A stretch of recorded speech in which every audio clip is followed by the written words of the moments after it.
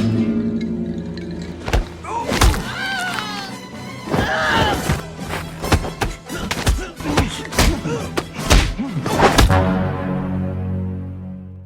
apa kabar semuanya? Semoga kalian semua sehat. Kali ini si Bray akan membahas sebuah alur cerita film terbaru dan masih anget-angetnya berjudul Outlaw Johnny Black. Film ini akan sangat seru apalagi pemeran utamanya adalah Michael J. White yang sudah tidak diragukan lagi dalam memerankan film action. Oke, tidak usah berlama-lama, bagaimana alur ceritanya? Mari kita saksikan sampai selesai.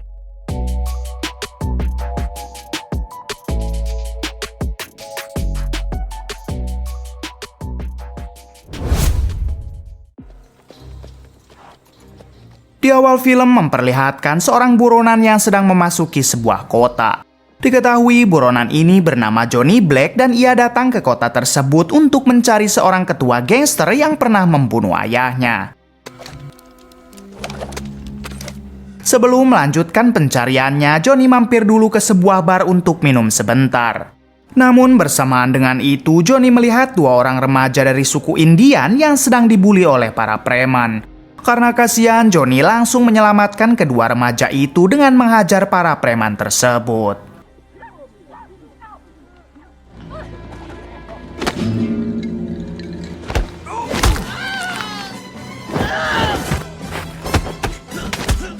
Setelah berhasil menghajar para preman, seorang serip tiba-tiba muncul yang membuat Johnny refleks menembak topinya. Namun karena si Sheriff mempunyai penyakit jantung, alhasil si Sheriff harus tewas saat itu juga. Pada akhirnya semua warga menodongkan senjata kepada Johnny yang dianggap telah membunuh Sheriff. Di sana juga kebetulan ada sekelompok pemburu buronan yang dipimpin oleh Darto, ini orangnya. Kemudian Johnny dimasukkan ke dalam penjara dan kelompok Darto yang bekerja sebagai pemburu buronan akan mendapatkan bayaran karena sudah menangkap Johnny. Lalu Johnny tak sengaja melihat sebuah poster buronan yang mana foto di dalam poster itu adalah si ketua gangster yang pernah membunuh ayah Johnny bernama Brad Client. Ternyata Brad Client merupakan seorang buronan, bahkan kepalanya dihargai dengan sangat mahal. Saat itu juga Johnny kembali teringat akan kejadian masa lalu tepatnya di 25 tahun sebelumnya. Kala itu Johnny masih remaja dan ayah Johnny merupakan seorang ahli menembak yang cukup terkenal. Bahkan para warga sering sekali meminta ayah Johnny untuk mempertontonkan skill menembaknya sebagai hiburan.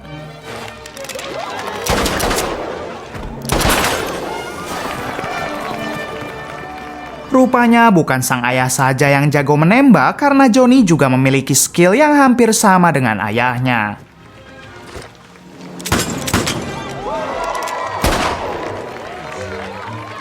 Di sisi lain, kelompok gangster yang dipimpin oleh Brad Client tampak tidak suka dengan ayah Johnny cuma karena ayah Johnny berkulit hitam. I think it was trickery.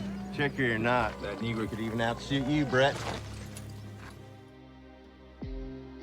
Beberapa jam kemudian memperlihatkan kelompok Brad Client yang ternyata datang ke desa tersebut untuk merampok sebuah bank. Setelah mendapatkan uangnya, Brad Client tanpa ampun menghabisi semua orang yang ada di sana. Relax.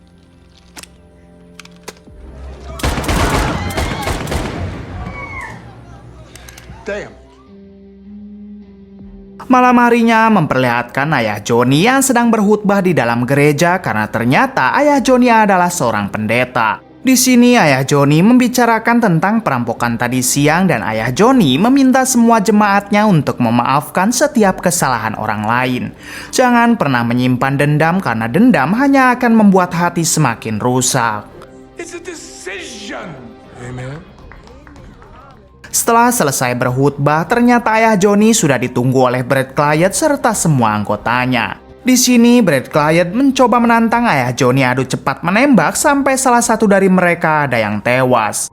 Akan tetapi ayah Johnny menolak tantangan tersebut karena ia hanya seorang pendeta yang senantiasa memaafkan kesalahan musuhnya. Walaupun Brad Client sudah merampok bank, tapi ayah Johnny tetap akan memaafkan Brad Client. Di sini, Brad Client tetap memaksa hingga mereka berdua pun beradu cepat menembak. Ternyata ayah Johnny jauh lebih cepat, namun yang ia keluarkan bukanlah pistol melainkan Alkitab. Ayah Johnny terus membujuk Brad Clyde untuk segera insaf, namun Brad Clyde malah dengan tega menghabisi ayah Johnny. Terlihat Johnny yang masih remaja begitu dendam kepada Brad Clyde karena telah menghabisi ayahnya. Adegan kembali ke masa sekarang yang mana Johnny akan dihukum mati akibat dianggap telah membunuh Sheriff. Hingga ketika Johnny akan digantung, tiba-tiba dua remaja yang dulu ditolong Johnny menyelamatkannya. Alhasil Johnny berhasil kabur dari desa tersebut. Setelah itu, dua remaja yang pernah ditolong Johnny berterima kasih dan mengajak Johnny untuk bergabung saja bersama sukunya. Akan tetapi Johnny menolak karena ia akan terus mencari Brad Clyde untuk membalaskan dendam. Beberapa jam kemudian ketika Johnny dalam perjalanan dan hendak minum, tiba-tiba ternyata itu adalah Darto, pemimpin dari para pemburu buronan. Beruntung Johnny berhasil mengecoh kelompok Darto dengan memberikan jebakan dinamit untuk mereka.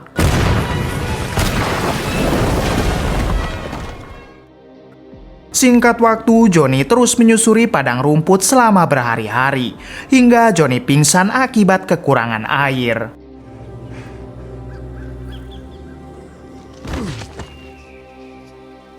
Untungnya tak lama dari itu ada seorang pendeta yang menyelamatkan Johnny.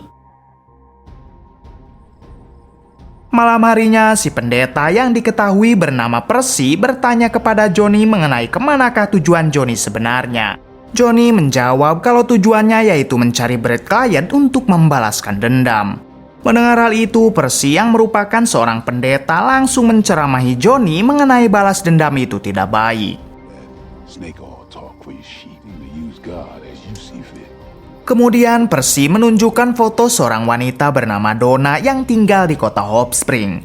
Ternyata tujuan Percy adalah mendatangi Donna sekaligus menjadi pendeta di kota Hope Spring karena pendeta di sana baru saja meninggal.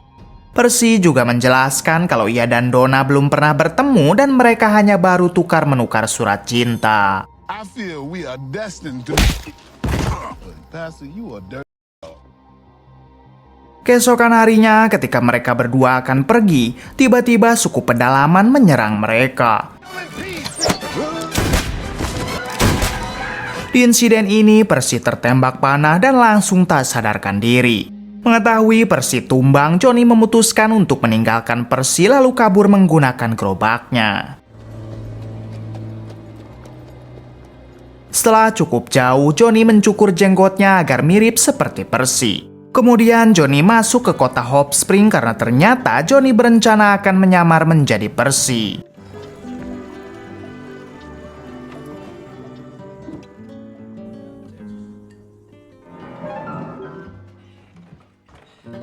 Singkat waktu, Johnny bertemu dengan Donna, yaitu wanita yang fotonya pernah ditunjukkan oleh Percy. Di sini Donna yang menyangka kalau Johnny adalah Percy, ia pun langsung mengajaknya ke rumah. Beberapa polisi sempat curiga kalau Johnny adalah pendeta palsu, tapi untungnya Donna langsung meyakinkan mereka kalau pria ini adalah pendeta sungguhan. So now, shall we then go to the church? Di sisi lain, ternyata Percy masih hidup, bahkan ia akan dijodohkan dengan putri kepala suku yang berbadan besar.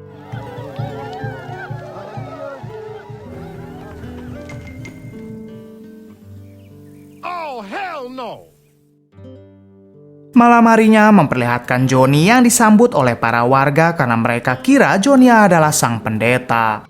Kemudian para warga juga mengatakan kalau mereka sudah tidak sabar mendengar khutbah dari sang pendeta pada hari Minggu. Mendengar hal itu, Johnny tampak bingung karena ia sama sekali tidak bisa berkhutbah dan Johnny memutuskan untuk segera kabur. Setelah para warga pergi, Johnny tiba-tiba didatangi oleh seorang petugas gereja yang memberikannya sebuah kunci brankas. Ternyata di dalam brankas itu berisi semua uang iuran anggota gereja yang sangat banyak dan akan dipercayakan kepada Johnny. Lalu Johnny bertanya di manakah brankasnya sekarang karena ia akan mengecek uang tersebut. Si petugas mengatakan kalau brankasnya tentu disimpan di bank dan Johnny bisa mengeceknya pada hari Senin. Mendengar hal itu, Johnny pun akhirnya berencana akan membawa kabur uang tersebut pada hari Senin ketika bank sudah buka. I'm gonna find out what. Keesokan harinya, tepat pada hari Sabtu, memperlihatkan Percy yang berhasil kabur dari kelompok suku pedalaman. Tentu saja kaburnya Percy membuat putri kepala suku begitu sangat bersedih. Kembali ke Johnny yang baru saja mandi, tiba-tiba ia digoda oleh Donna. Namun Johnny menolak ajakan Donna karena sebentar lagi ia juga akan kabur meninggalkan kota tersebut. Tak lama kemudian ada seorang preman suruhan pejabat yang sedang membuat kegaduhan di dekat gereja. Semua warga tampak panik dan tidak ada yang berani melakukan apapun. Diketahui pejabat yang menyuruh si preman ini sangat ingin membeli lokasi tanah gereja, tapi para warga selalu menolak. Lalu muncullah Johnny yang langsung menantang preman tersebut. Hanya 2 kali tembakan, Johnny mampu membuat si preman tidak berdaya. Bersamaan dengan itu, datanglah seorang wanita cantik bernama Putri Jessie. Ini orangnya. Ternyata Putri Jessie merupakan orang yang selalu membela para warga dan para warga sangat respek kepada Putri Jessie. Melihat kecantikannya, Johnny langsung jatuh hati pada pandangan pertama. I guess. Di sini Putri Jessie mengatakan kalau ia adalah kakak kandung Donna dan ia berterima kasih kepada Johnny yang sudah menghentikan preman tersebut. Putri Jessie juga menjelaskan kalau preman itu sengaja dikirim oleh si pejabat untuk meneror agar si pejabat bisa membeli tanah gereja. You know what the Bible says about false prophets, Mr. Sherman? I think ain't no preacher at all. Tak berselang lama muncul Percy dengan pakaian compang-camping seperti orang tidak waras. Percy mengumumkan kalau ia adalah pendeta dan kenapa para warga tidak ada yang mau menyambutnya. Percy juga marah kepada Johnny yang dulu pernah meninggalkannya bersama suku pedalaman. Namun karena para warga tidak percaya, akhirnya Percy dimasukkan ke dalam sebuah kandang kuda. Ketika sudah di dalam kandang, Johnny mendatangi Percy dan ia meminta Percy untuk berpura-pura sebagai pelayan gereja yang dulu pernah bekerja bersama Johnny. Sementara Johnny sendiri akan tetap berpura-pura sebagai Percy sampai pada hari Senin dan ia nanti akan menghilang dari kota ini. Apabila Percy menolak, maka Johnny tidak akan segan menghabisi Percy atau mengusir Percy sekarang juga. The last time I saw you, you had an arrow sticking out. Damn, now Jesse Lee. Di sisi lain, inilah pejabat yang sudah menyuruh si preman untuk membuat kegaduhan karena si pejabat sangat ingin membeli tanah gereja walaupun dengan harga mahal. Yup, that's a 44. Kembali ke Johnny yang sedang membawa Percy ke gereja dan menunjukkan kepada orang-orang kalau Johnny telah berhasil mengobati penyakit gila Percy. Semua orang tentu tambah kagum kepada Johnny dan menyangka kalau Johnny benar-benar pendeta yang hebat. What is his name? Deacon. Malam harinya ketika Johnny sedang mengobrol dengan Percy, ia tak sengaja membuka kotak tinta gereja dan menemukan gulungan kertas. Ketika dibuka, ternyata isinya adalah peta harta yang dirahasiakan oleh pendeta yang sudah meninggal dan harta tersebut berada tepat di belakang gereja.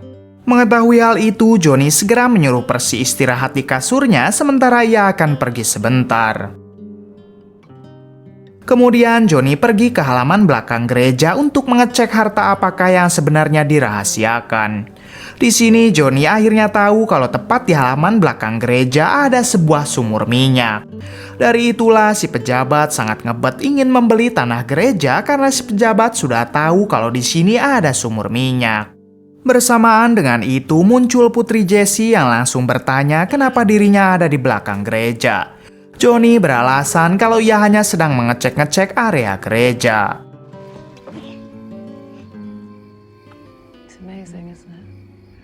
Lalu Johnny mengungkapkan perasaannya kalau Johnny menyukai Putri Jessie pada pandangan pertama. Ternyata bukan hanya Johnny yang merasa seperti itu, melainkan Putri Jessie juga menyukai Johnny.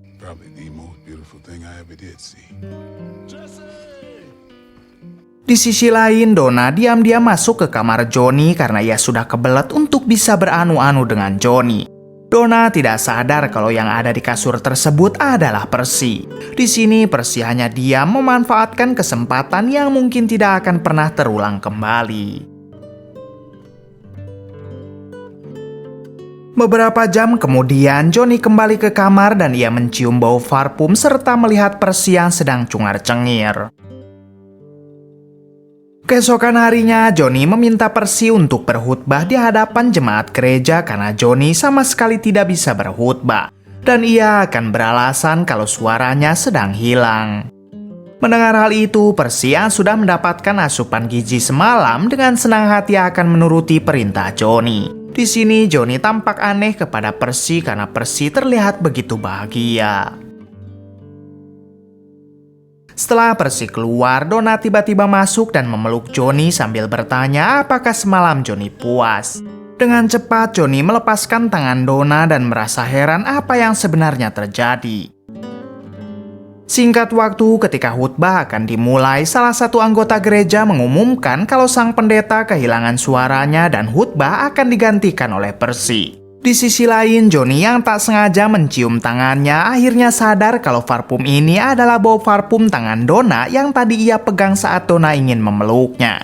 Johnny juga sekarang sadar kalau bau parfum tersebut sama persis dengan bau parfum yang ia cium semalam di kamar. Saat itu juga Johnny langsung menegur Percy karena semalam Percy pasti sudah beranu-anu dengan Donna.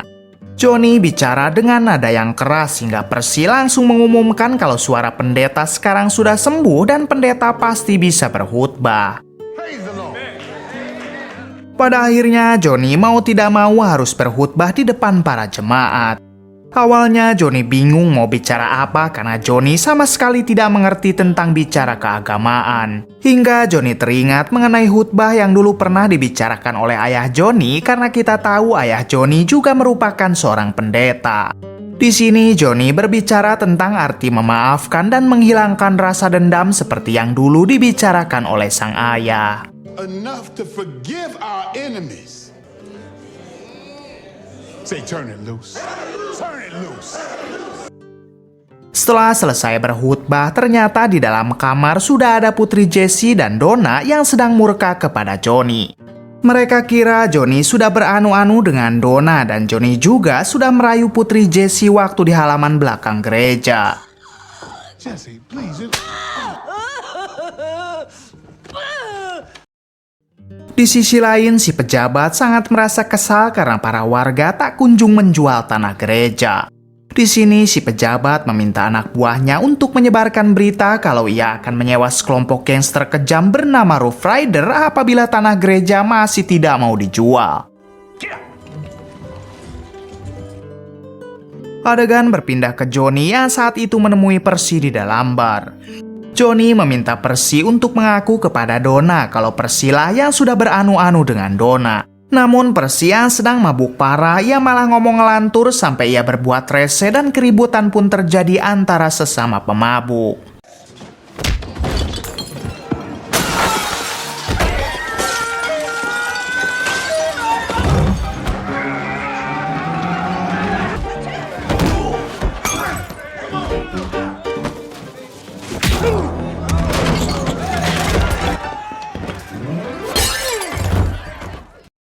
Kemudian Johnny mendatangi Putri Jessie untuk memberikan peta harta serta menjelaskan alasan si pejabat ingin membeli tanah gereja karena di belakang gereja terdapat sumur minyak.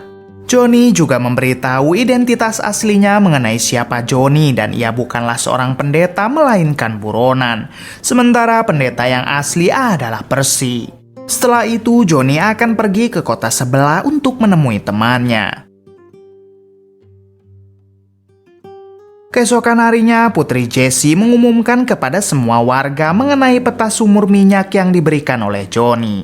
Melihat hal itu, Percy keceplosan kalau kertas tersebut ditemukan Johnny sebelum Johnny keluar pada Sabtu malam.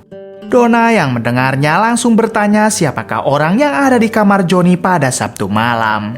Pada akhirnya, Donna dan Putri Jessie baru tahu kalau Percy lah yang sudah beranu-anu dengan Donna.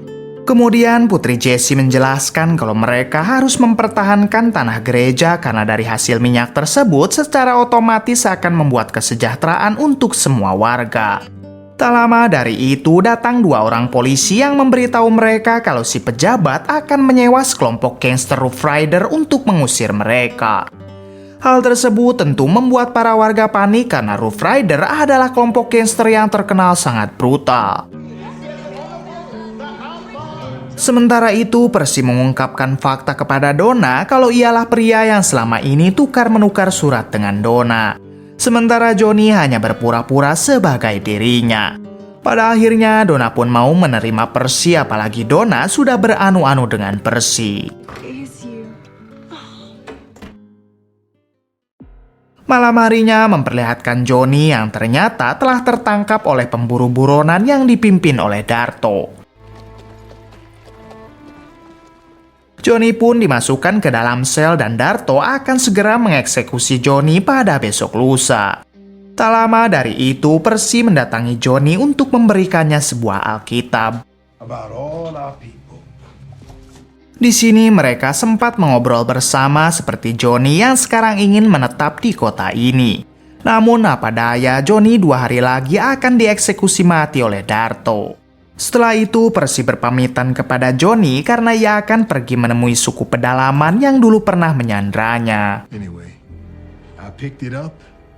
I think you might find some comfort in it.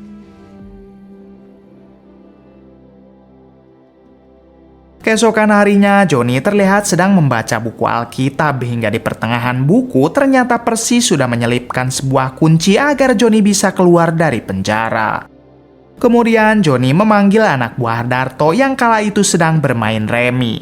1 anak buah Darto pun mendatanginya, tapi ternyata Johnny sudah ada di luar sel.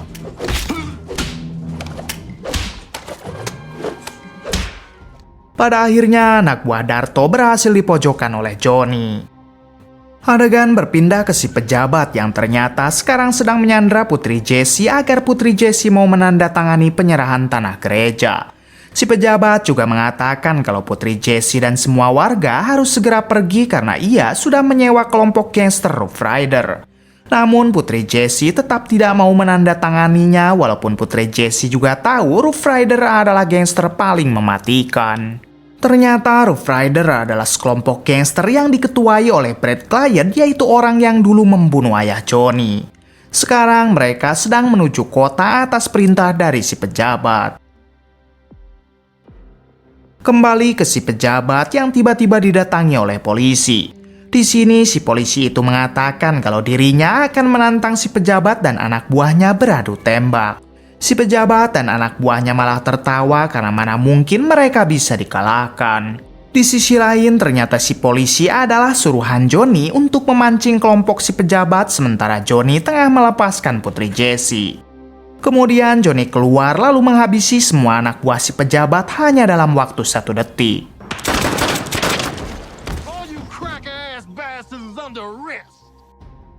Singkat cerita, kelompok gangster Rough Rider memasuki kota dan akan membantai semua warga.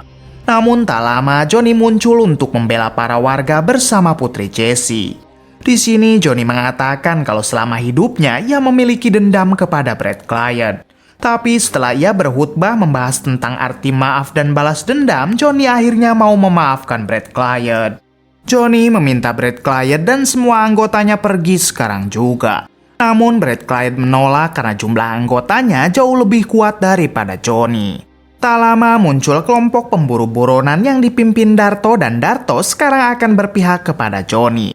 Lalu muncul juga Percy yang datang membawa pasukan dari suku pedalaman. Bukan hanya itu, para pemabuk di dalam bar juga siap membela Johnny. Di suatu kesempatan, si pejabat diam-diam mengeluarkan pistol dan siap menembak Johnny. Tapi untungnya Johnny diselamatkan oleh 2 remaja yang dulu pernah Johnny selamatkan waktu di awal film.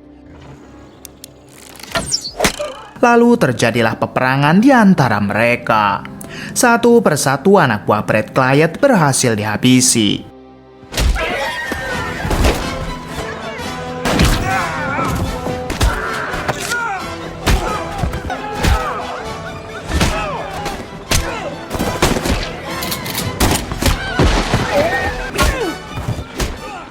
Di suatu kesempatan, Brad Client menantang Johnny beradu tembak dan Johnny mengiyahkan tantangan tersebut. Di sini Johnny berhasil lebih cepat, namun yang ia keluarkan bukanlah pistol melainkan Alkitab. Seketika Brad Client teringat kalau Johnny adalah anak pendeta yang dulu pernah ia habisi. Tapi untuk sekarang Johnny juga mengeluarkan pistol dan langsung menghabisi Brad Client.